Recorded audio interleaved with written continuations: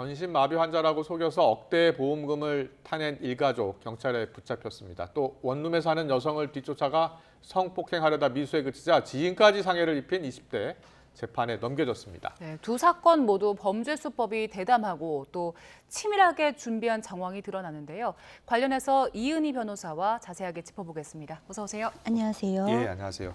앞서 영상으로 저희가 정리를 좀 해드렸는데 보험 사기 사건입니다. 사기 사건이에요. 전신마비 진단서로 10억 원이 넘는 보험금을 타내려 한 일가족이 붙잡힌 건데 이 전신마비 진단서가 가짜인 겁니까? 그러니까 이 병원에서 일부러 가짜를 내준 건 아닙니다. 아, 예. 그런데 우리 몸이라는 게 반드시 이제 의학적으로 체크되는 게 아니에요. 예를 들어 뭐 암에 걸렸다 이런 거는 뭐 엑스레이라든가 뭐 이제 사진을 찍어서 뭐 네. 확인한다든가 할 수 있지만 예를 들어 몸이 안 움직입니다. 아 거기 만지면 아파요. 이거는 사실 우리가 그 환자의 진술을 통해서 확인할 수 있고 그러네요. 그냥 환자가 예. 못 움직인다고 하면 못 움직이나 보다. 이렇게 되는 거라서 이제 좀 자칫 어떤 의료 사고와 좀 엮여 있다든가 아니면은 이제 그동안 계속 치료 이력이 좀 있는데 뭔가 그게 발전돼서 나는 지금 몸을 못 움직인다라고 하면 특히나 이제 정밀 진단을 할 수 있는 시설을 좀 덜 갖고 있는 작은 병원일수록 그런 진단서를 받기가 쉽고 그리고 그렇지 않다 하더라도 전신마비가 있다라고 진단이 나올 수도 있는 것입니다. 그렇군요. 그럼 네. 이건 병원 측도 속은 거네요? 네, 병원 측도 사실은 뭐 지금 이 사건 같은 경우는 병원이 함께 동조하였다기보다는 예. 병원도 좀 속았다라고 보여집니다. 네, 저희가 영상을 준비했는데 영상 보면서 좀 얘기를 해볼게요. 네. 딱 지금 택시가 보이는데 병원에서는 아까 휠체어를 밀면서 갔는데 네. 잠시 뒤에 택시 타는 장면을 보면 아무렇지도 않게 일어나더라고요. 네. 전신마비라고 했는데 일어나서 멀쩡하게 택시 문을 열고 택시를 타기도 하고요. 네. 또 쓰레기를 버리는 장면도 있죠. 쓰레기를 버리는 장면을 좀 보면 큰 쓰레기 박스를 저렇게 아무렇지도 네. 않게 들고 가고요. 성큼성큼 멀쩡하게 걸어갑니다. 병원에서만 그러니까 보험사 예. 직원을 만날 때라든가 진단을 받으러 가는 병원에서만 이제 전신마비가 오는 이제 그런 상황인 거죠. 걸미가 어떻게 하다 잡힌 겁니까? 이게 이제 이분이 이제 보험에 많이 들어놓은 거예요. 그래서 한 14억 원이 좀 넘는 금액을 청구를 했고 그중에 1억 8천 정도는 이미 수령을 했는데 4억 정도의 청구를 받은 이제 보험사의 직원이 아무리 생각해도 이상한 거예요. 예, 뭔가 예. 그래서 이제 이 부분에 대해서 좀 살펴보다가 경찰에 이제 고발을 했고 네. 그래서 이제 경찰이 잠복해서 한 7개월 정도를 살펴본 거죠. 그랬더니 이제 이 사람이 일상생활에서는 이렇게 잘 움직이는 상황이 발견된. 예, CCTV에 딱 잡혔고요.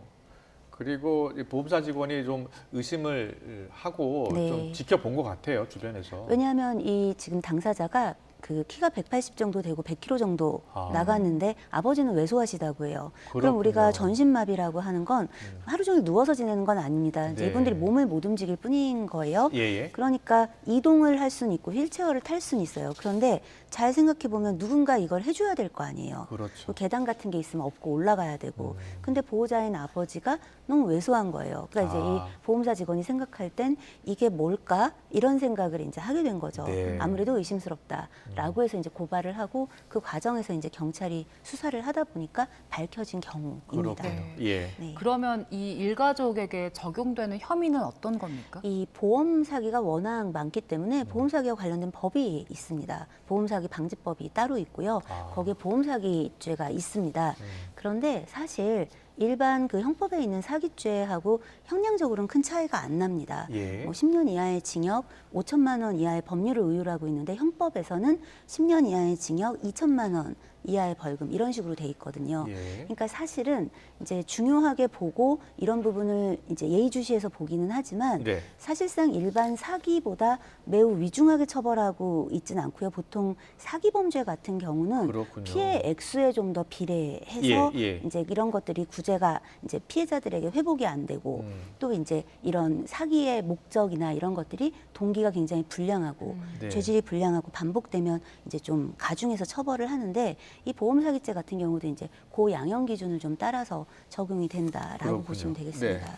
지금 보험 사기 적발 금액이 지금 조단입니다. 네. 그러니까 보험금이 저렇게 나가게 되면 네. 결국은 우리 일반인들은 보험료를 많이 내야 되잖아요. 그렇습니다. 예. 우리가 왜 이제 무슨 어떤 보험을 들려고 하면 왜 이렇게 비싸지? 이런 생각들 하잖아요. 근데 이제 그 보험금이 그냥 그 책정이 되는 게 아니라 이 보험료가 이 어떤 정도의 이제 사람들이 모여서 그렇죠. 보험료를 매달 내고 그게 또 이제 매달 어떤 식으로 책정이 되면 그 부분에서 보험사도 손해를 보지 않아야 예, 예. 운영이 되는 거잖아요. 그렇게 책정이 되는데 이렇게 1조 원 정도가 이제 보험 사기 피해액으로 밝혀진 것만 그런 거잖아요. 네, 네. 그러면 이거에 대한 부담은 보험을 드는 모두의 부담이 되는 겁니다. 그렇습니다. 예. 그 앞서서 처벌 그 양형에 대해서도 말씀을 해주셨는데 네. 이렇게 보험 사기가 갈수록 교묘해지고 수법도 네. 좀 고도화되고 있잖아요. 네. 끊이지 않는 이유는 어떻게 보세요? 사실은 이제 이 보험이 가지고 있는 속성 자체가 이제 조금 넣었는데 내가 위험에 처했을 때 많이 받을 수 있는 구조인 거예요. 네. 그래서 이 보험 사기가 지금 같은 양태로 나타나기도 하고 이 보험을 들 수 있는 가까운 사람의 보험을 든 후에 그 사람을 대상으로 강력 범죄로 나타나기도 합니다. 예. 그래서 이런 사고들은 끊이지 않는데 이제 인터넷과 매체의 발달 속에서 사실은 사람들이 이제 쉽게 범죄의 유형, 방법, 어떻게 해서 안 잡히고 얼마를 수령했는지 같은 정보들이 계속 유통되는 거예요. 네네. 그러면 범죄에 접근하기는 쉬워지고 이 범죄를 통해서 얼마나 많은 수익을 쉽게 얻는지에 대해서는 또 이제 유혹을 많이 받는 거죠. 그렇군요. 이런 부분들의 영향이 적지 않다라고 보여집니다. 알겠습니다. 자, 보험 사기 이제 철저하게 밝혀내야지 네. 그래야지 또 우리 일반 국민들이 피해가 줄 것 같아요. 네, 그렇죠? 그렇습니다. 알겠습니다. 다음 사건 짚어보겠습니다. 자, 충격이 채 가시도 않았습니다. 지금 부산 돌려차기 네. 사건 앞서 피해자의 목소리 들어봤습니다만 지금 대구판 돌려차기 사건이라고 좀 표현하는 기사도 봤는데요. 처음으로는 여성을 뒤따라가 성폭행을 시도하려다 실패하고 지인도 또 네. 상해를 입힌 겁니다. 이 사건 좀 더 자세히 설명을 좀 해주세요. 이제 이 피해자가 집에 들어가는 시간이 이제 대략 11시가 좀 밤 11시가 밤 되기 11시요.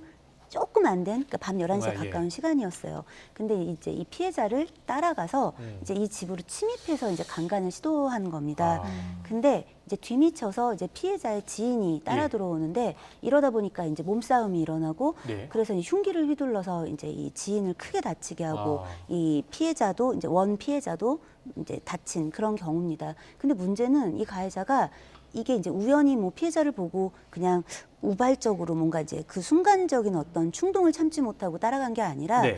이미 사전에 이제 뭐 강간과 관련된 강간치상, 강간치사 뭐 그런 것에 대한 양형 이런 것들을 다 검색을 하고 뭐 아. 방법도 검색을 하고 이러고 이제 이런 범행을 했다고 해요. 예, 예. 그러니까 이제 그러다 보니까 우리가 이런 사건들에 대한 정보는 굉장히 예전보다 많이 유통이 되는데 네. 거꾸로 이렇게까지 크게 처벌되지는 않는데 라는 이상한 정보도 함께 들어가는 거예요. 예. 그게 또 사실이고 아. 이번에 사실 그 부산 돌려차기 예, 사건 예. 같은 경우도 양형 이제 이번에 이제 판결이 난 그 징역 형량을 예. 보면 사실 굉장히 비슷한 사건보다 높게 판결이 나왔단 말이에요. 아, 그렇습니까? 네, 그래서 사실은 공분을 더 많이 사는 거예요. 예, 왜냐하면 예.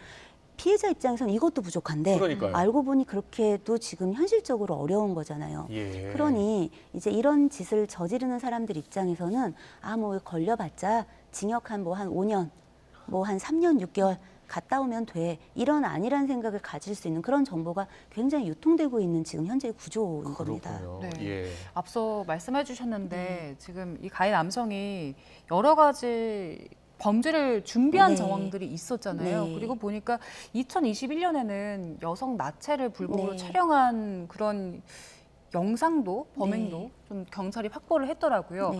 이런 정황들을 쭉 봤을 때 초범이 아닐 가능성도 있다면서요? 초범이 아닐 가능성은 높은데 예. 문제는 이제 피해자가 뭐 신고를 이제 이전에 있었던 피해자들이 신고를 해서 뭐 이 DNA 같은 것들이 좀 검출되어 있다든가 네네. 이러면은 처벌로 이어질 수 있는데 우리가 이제 미투 시기를 거치면서 성범죄에서 피해자들이 많이 신고와 고소를 이제 하는 방향으로 많이 이제 늘어나긴 했지만 사회적 분위기가 인식도 많이 개선이 됐지만 여전히 이렇게 이제 누군지 모르는 사람에게 성범죄를 당한 상황에서 신고를 못하는 피해자들이 되게 많습니다. 왜냐하면 이 가해자는 지금 내 집을 알잖아요. 내 얼굴도 봤잖아요. 네. 그러면 내가 신고나 고소를 했을 때 나를 또 찾아와서 보복할 수도 있잖아요. 예. 뭐 그런 것부터 시작해서 이 신고나 고소의 엄두가 안 나는 경우, 충격이 너무 커서 트라우마가 큰 경우, 그러면 이제 또 신고를 못했을 가능성이 있단 말이에요. 그렇군요. 그러면 이제 이 가해자가 이제 자백하지 않거나 뭐 다른 휴대폰 같은 데서 이제 좀 증거가 나오지 않으면 처벌이 어려워질 수도 있는 겁니다. 네. 그래서 그런 걱정이 좀 있습니다. 그렇군요. 근데 이번 직업이 이제 배달 네. 기사였거든요. 그래서 요즘 배달앱 이용하시는 여성분들 많잖아요. 이런 소 접할 때마다 많이 불안하실 것 같아요. 관련 법은 어떻습니까? 관련 법에서 이제 취업 제한 같은 것들을 명령할 때 그 대상이 지금 이런 배달 기사, 대리 기사 이런 경우는 포함이 되어 있지 않습니다. 그러니까 뭐 예를 들어 아파트 경비원이라든가 택배 기사 이런 직업들은 예. 포함이 되어 있어요. 그런데 우리 한번 잘 생각해 보시면 택배는 아파트 뭐 문 앞에 놓고 가세요, 뭐 경비실에 놓고 가세요 네. 이게 많지만 예. 오히려 음식물 배달 같은 경우는 따뜻할 때 받아야 된다든가 차가운 음식은 차가울 때 받아야 된다든가 예, 예. 하는 것 때문에 대면할 일이 많단 말이에요. 대리기사는 더 그렇죠. 밀폐된 공간에 이제 이동을 단둘이 하게 되는데 이런 부분들이 현재 법안에 들어와 있지 않아요. 그러니까 성범죄 전력으로 전자발찌 찬 사람은 다른 업종은 근무할 수 없는데 배달기사, 대리기사는 근무할 수 있는 겁니까? 네, 현재 그렇게 되어 있고 이 부분 때문에 올해 초에도 이제 여성가족부에서 법무부와 함께해서 이 법안을 이제 개정하는 것을 뭐 하겠다라고는 했는데 이제 국회에서 아직 이런 부분들이 뭐 진행되고 뭐 통과되고 하지 않았기 때문에 언제 시행이 될지는 알 수 없습니다. 예. 이런 어떤 배달 앱을 운영하는 곳에서도 이제 자체적으로 규정은 갖고 있지만 여기서 확인할 길이 없어요. 그리고 예. 배달을 하시거나 이렇게 대리 기사를 하시는 분들은 정규직 같은 걸로 채용되어 있는 상황이 아니니까 이분들의 인적 사항도 아주 자세하게 또 확보가 쉽지는 않은 상황입니다. 예. 그 법 개정 추진 두고 이것이 뭔가 그 가해자들, 그 이전에 그 범죄자들의 네. 그 권리를 침해한다 이런 비판은 없습니까? 반대? 그런 비판들도 있죠. 뭐 과도하게 뭐 이 사람들의 직업의 자유를 침해한다든가 뭐 이 사람들의 어떤 그 프라이버시 같은 것들이 오픈되게 하는 거 아니냐라는 이야기가 있지만 우리는 법에서 비교 이익 형량이라는 예, 예, 걸 합니다. 그렇기 때문에 그런 부분들보다는 어쨌든 범죄 예방과 예. 관련해서는 좀 관리가 되어야 하는데 관리의 사각지대가 있고 법이 아직 이렇게 제정되거나 하지 못한 부분들이 많다라는 이야기를 드리고 싶습니다. 사회적 변화를 법이 빨리 따라가야 되는데 네. 따라가지 못하면 부작용이 발생하는 겁니다. 특히 네. 피해자를 보호를 위한 대책이 네. 시급한 것 같습니다. 지금까지 이인혜 변호사와 함께 이야기 나눠봤습니다. 잘 들었습니다.